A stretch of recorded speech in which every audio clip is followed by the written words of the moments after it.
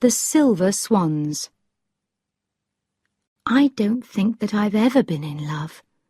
She stopped for a minute, and then she continued, How will I know? My name is Dr. Horatio Funderby, but I am not the kind of doctor who sees sick people. I am called a doctor because I have spent many, many years studying. I studied history, and I now have an important job at the British Museum in London. Every Sunday afternoon, I walk along a path in Chelsea, on the bank of the River Thames. A lot of painters live in Chelsea. People often think that I am a painter. I look like one, and I dress like one. I have a white beard, I carry a black wooden stick, and I wear a large old hat. The hat is more than 40 years old, and I always wear it for my walks. I enjoy my walks very much. There is a lot to see and hear. Boats pass on the river. Birds cry noisily above it. Along this bank of the river, there are some old houseboats.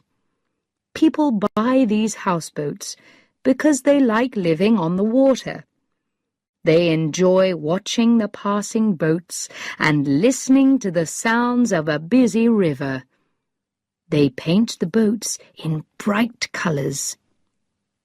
One Sunday afternoon, I was standing by the houseboats, looking across the river. In the deepest water, in the middle of the Thames, I could see a beautiful white sailing ship. It was called the Poseidon. The back of the ship was a little unusual. I knew that the owner of the ship was Lord Struve. He was a great scientist who studied ocean life. Near the Poseidon were a large ship from South America and a dirty Spanish boat. Then I noticed one of the houseboats near the bank. It was called the Nareen, and it was very colourful. The boat was grey, but parts of it were painted in bright colours. The door was blue, and the large wooden cover in the floor of the front deck was bright red. There were some steps going from the boat to the bank of the river. These were painted blue, like the door. I saw a young girl trying to push back the cover. She wanted to get out, and she was halfway out of the hole, but she had a problem. She saw me. She didn't shout at me, but her mouth formed the words, "I can't open it." I hurried towards the Nareen. It was sitting on the bottom of the river, and I had to walk down the blue wooden steps over the water of the Thames. I went carefully along the deck of the boat until I reached the girl. "The new red paint has dried, and I can't open the cover," she said. "Wait a minute," I said. I used my stick to open it. A few minutes later, the girl climbed out onto the deck. She was about 20 years old. She was wearing old blue paint-covered trousers and a grey shirt. I thought that she looked quite beautiful. She looked at me with big green eyes. They were the loveliest part of her face. "Thank you," she said. "That's all right," I replied. I was glad to help. "You're a dear man," she said. "Do you know who you're like? You're like one of those older men who work in museums. Oh, I'm sorry. That wasn't very polite. She smiled gently. But I am an old man, I said.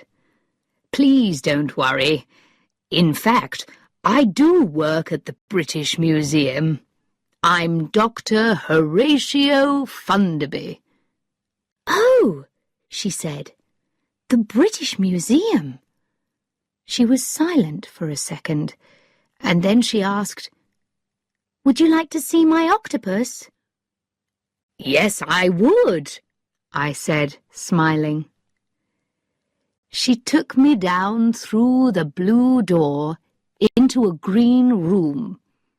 I could see a small bed, bookshelves, and paintings. Then I noticed 2 glass cases, one large and one small. In the small case were 2 fish, and in the large one was the octopus. Isn't it beautiful? She said. Sometimes I sit and look at it for hours. Does it have a name? I asked. Oh, I just call it octopus, she replied.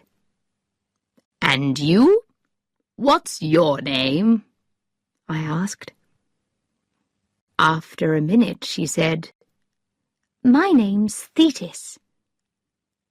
Ah, I said, that's the name of one of the water people in the Greek stories of long ago.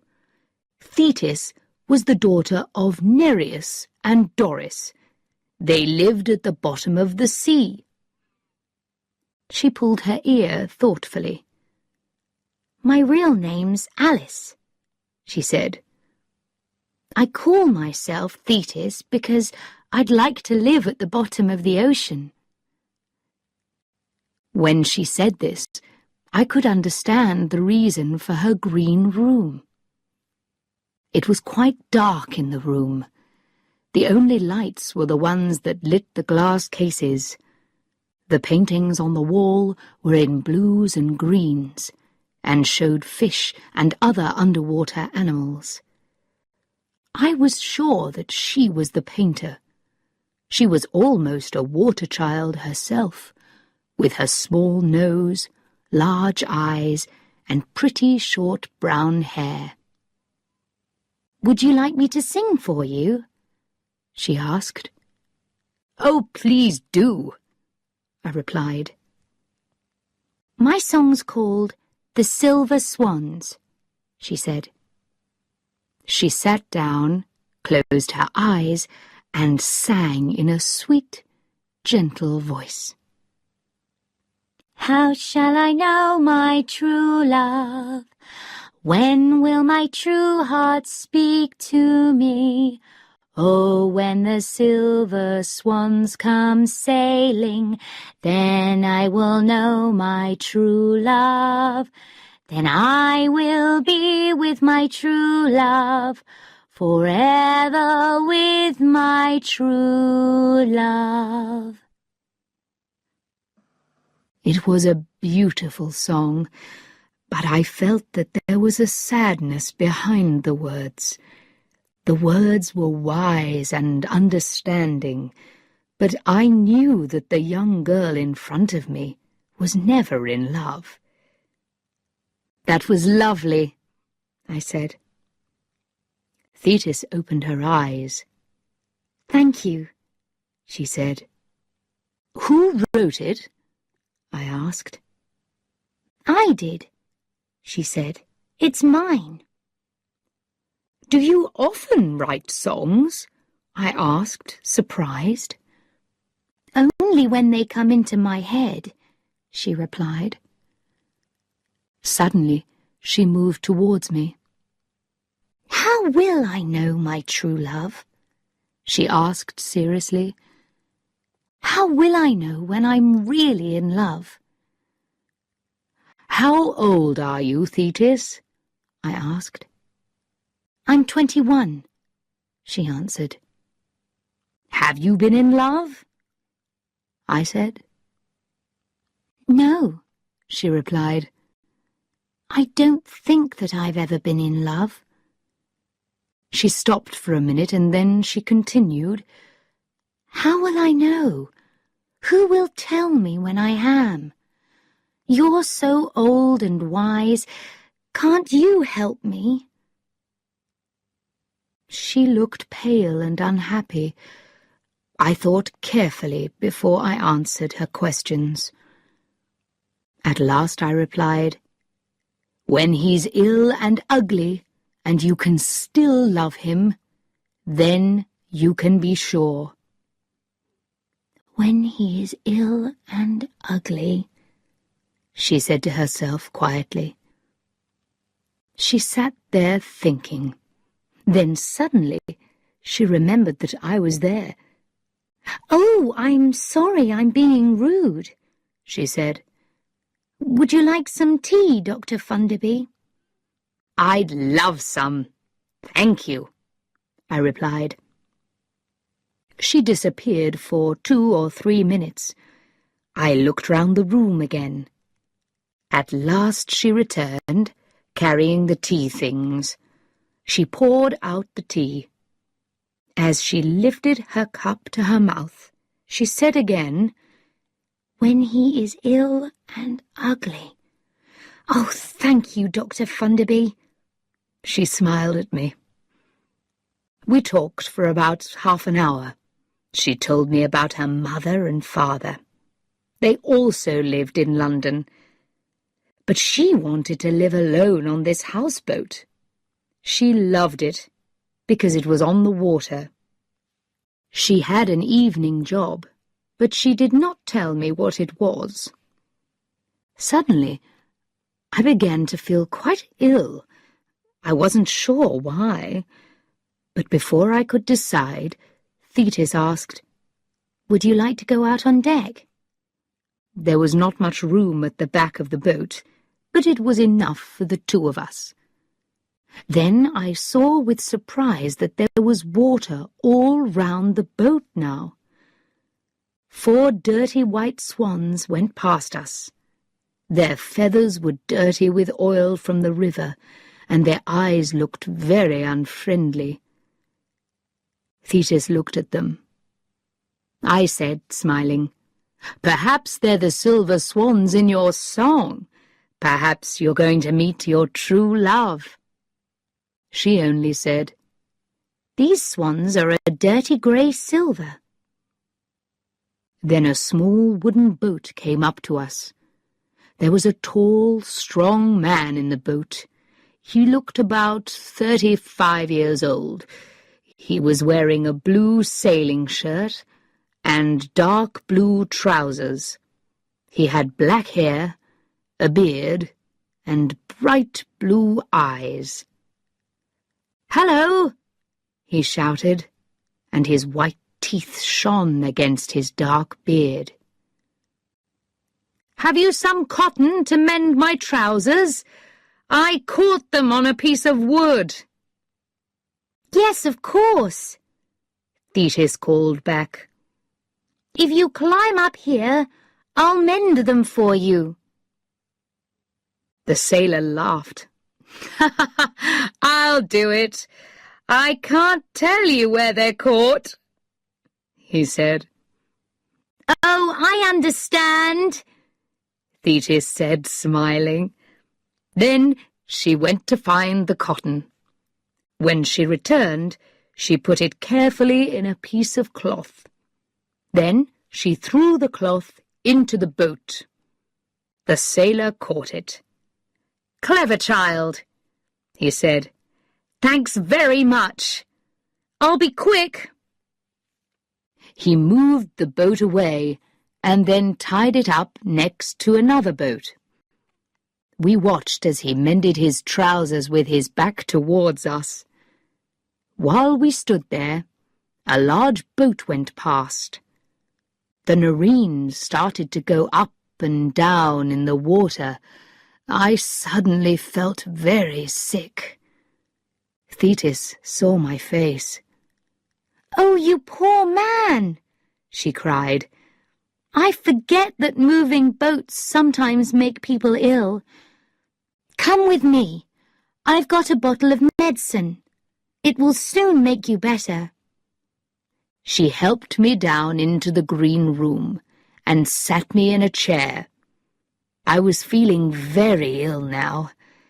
She went to a small cupboard and got a small brown bottle from it.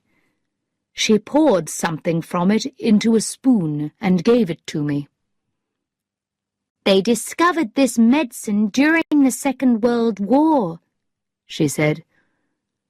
Some of the sailors suffered badly in storms or when the sea was rough. You'll feel fine in a few minutes. Just sit there quietly.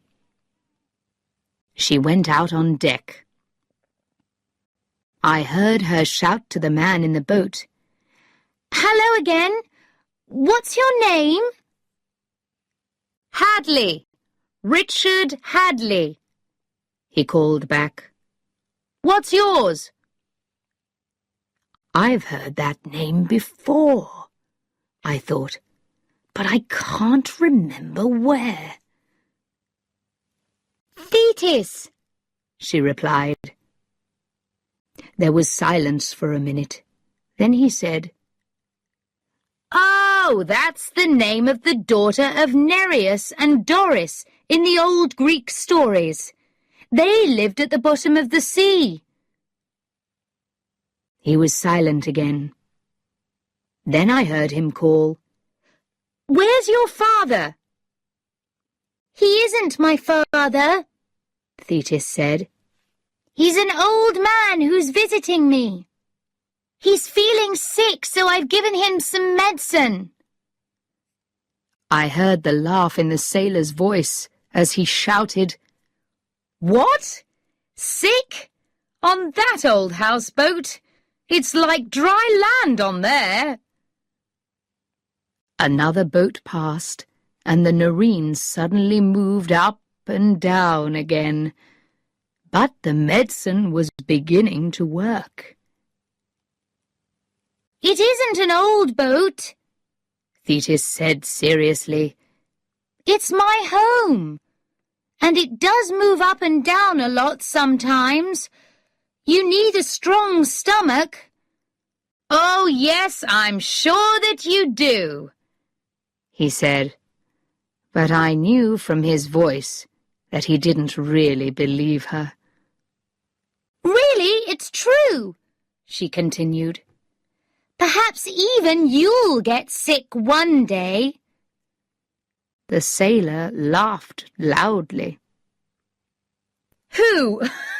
Me? Listen, child, I've sailed every ocean and sea in the world, and in all sorts of weather, and I haven't been sick yet. I heard Thetis say, There's always a first time. Would you like to try? Tell me when it gets really rough, he said. I heard his boat touch against the Noreen as he continued. You're not as young as I thought. I'm sorry that I called you a child. Perhaps I'll try your boat sometime. Well, thanks again for the cotton. At last I began to feel better. When I went up on deck, Thetis was looking out across the river.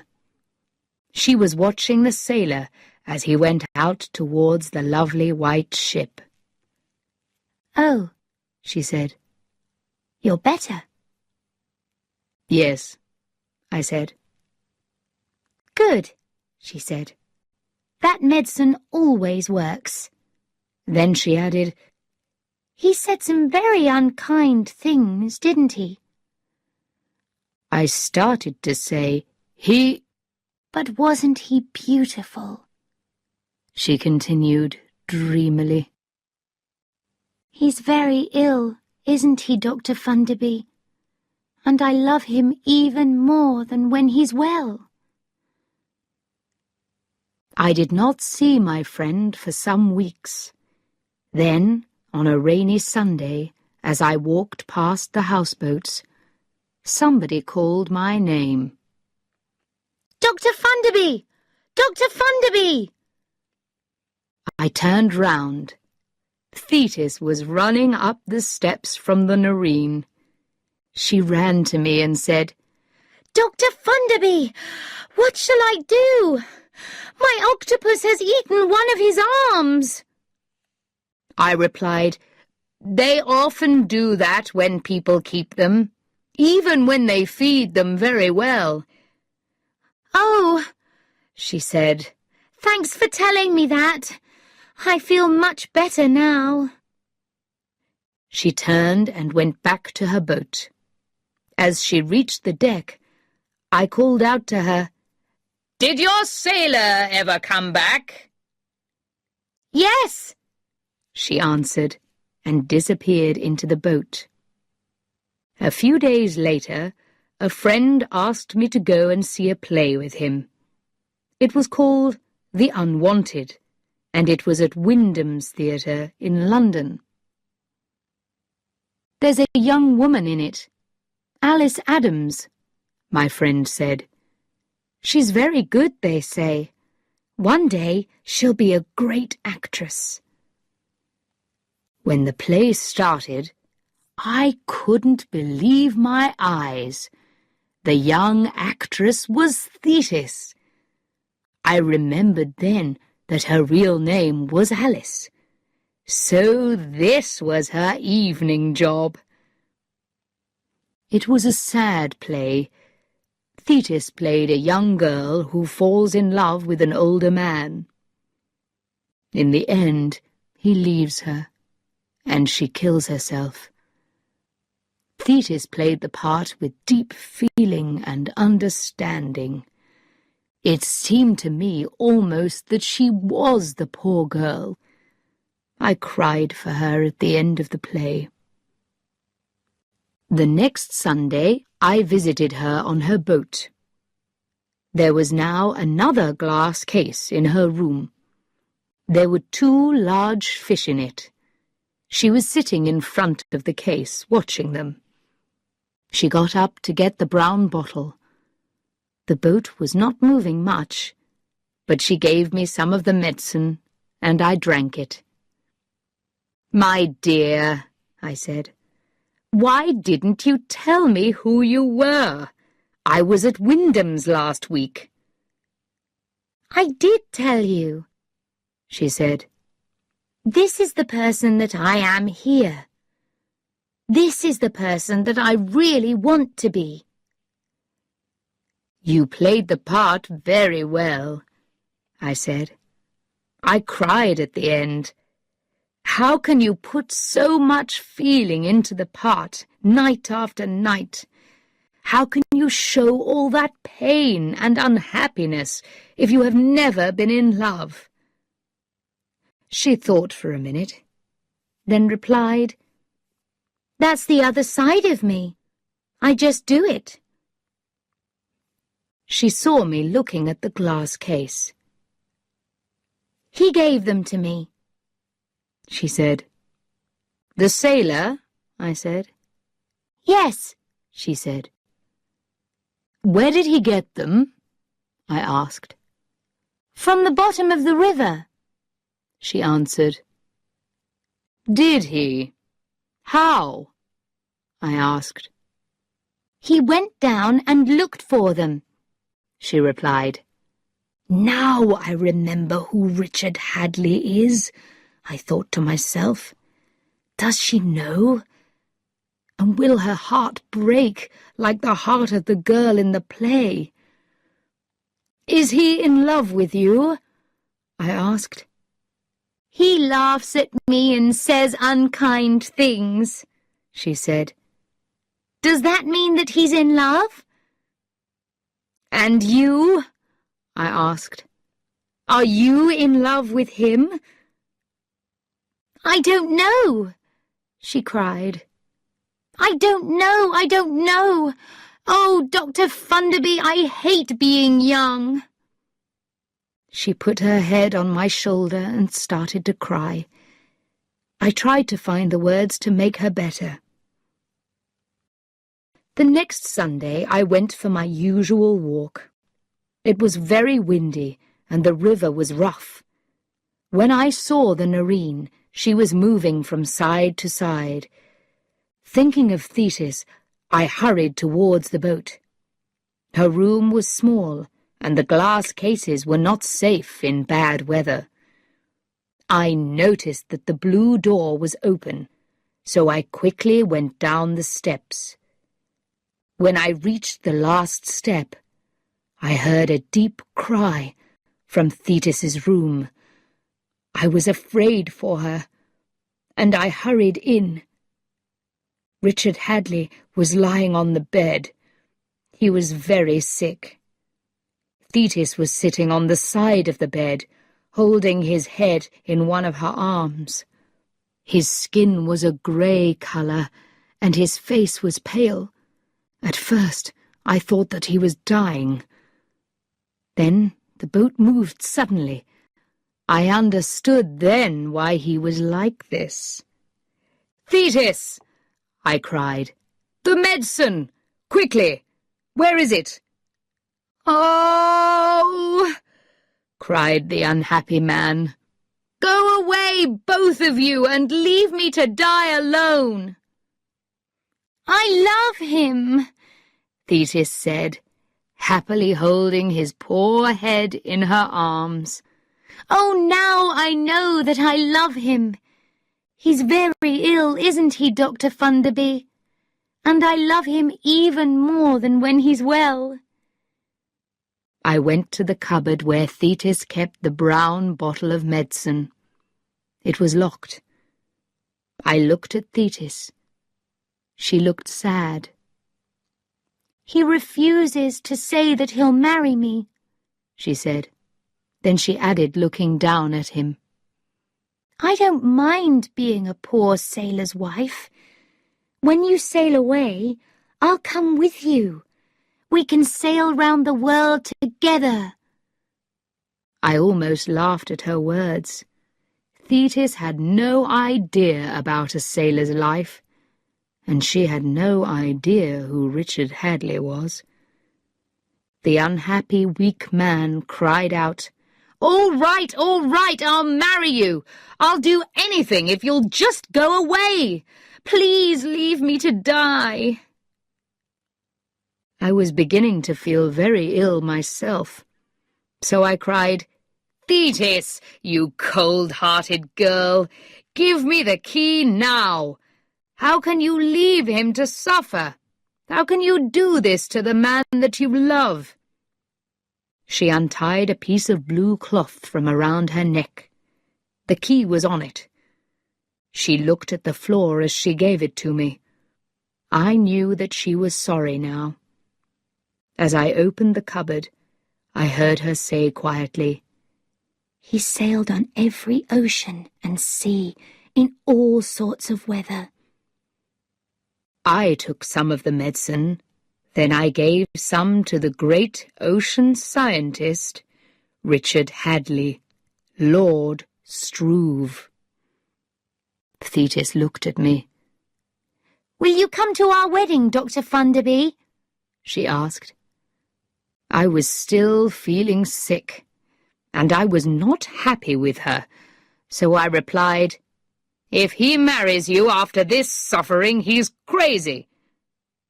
Lord Struve probably suddenly felt better because he sat up. He said, "I'm glad that you said that, Dr. Funderby. Promises don't mean anything when they are made in ill health." "But you wanted to come onto the Nerine in this weather," she said sadly. The colour was returning to his face.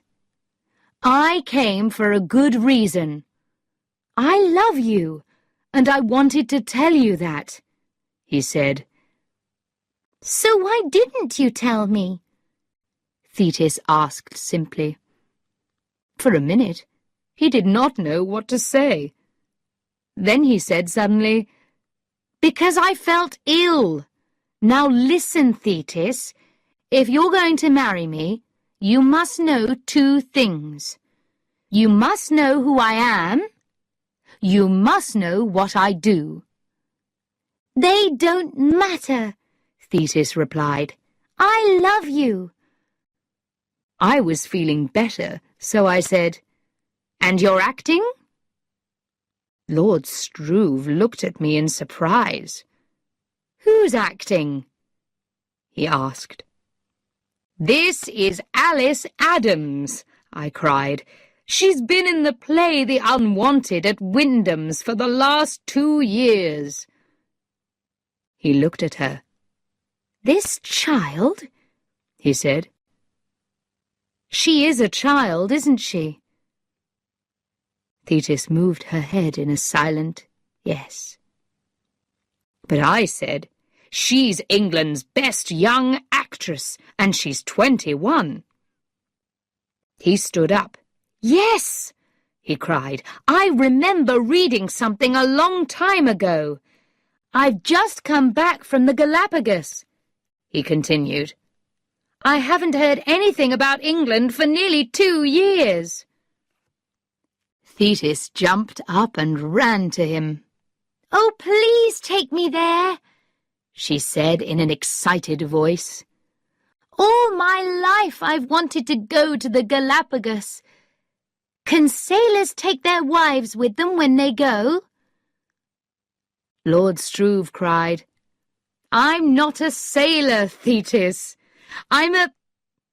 He stopped.